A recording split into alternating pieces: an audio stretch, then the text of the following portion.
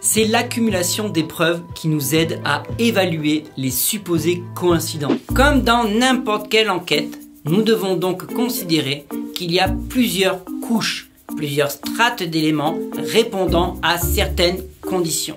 Il y a la couche fondamentale, la couche régionale et la couche locale. La couche fondamentale est liée aux lois fondamentales de la physique. Les propriétés régionales sont spécifiques à notre système solaire et les conditions locales sont celles de notre planète Terre. Lorsque les conditions fondamentales, régionales et locales indiquent uniformément l'activité d'une intention pour l'existence de la vie, cette intention nous permet de mieux connaître le portrait robot de notre suspect. Même Paul Davies, qui est agnostique quand il arrive à la notion d'un concepteur divin, reconnaît facilement « Tout le monde est d'accord que l'univers semble avoir été conçu pour la vie ».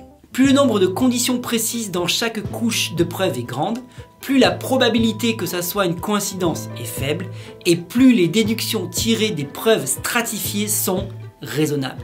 Pour en savoir plus sur les conditions fondamentales, régionales et locales, tu peux regarder cette vidéo juste ici. Quand on considère la nature de notre univers, l'existence de corps vivants doit provoquer une enquête. Tout comme la présence d'un cadavre sur une scène de crime. Si les conditions avaient été légèrement différentes dans notre univers, personne ne serait en vie aujourd'hui. Les conditions devaient être juste ce qu'il fallait pour que le résultat soit la vie. Les scientifiques et les cosmologues sont en accord sur le fait que les réglages précis de notre univers sont juste ce qu'il faut.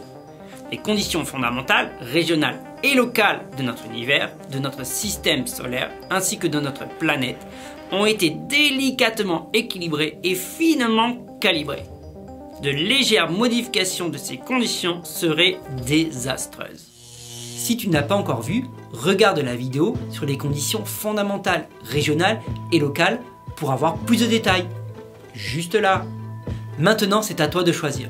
Peut-on rester dans la pièce pour donner une explication ou doit-on sortir de la pièce pour avoir une explication raisonnable ?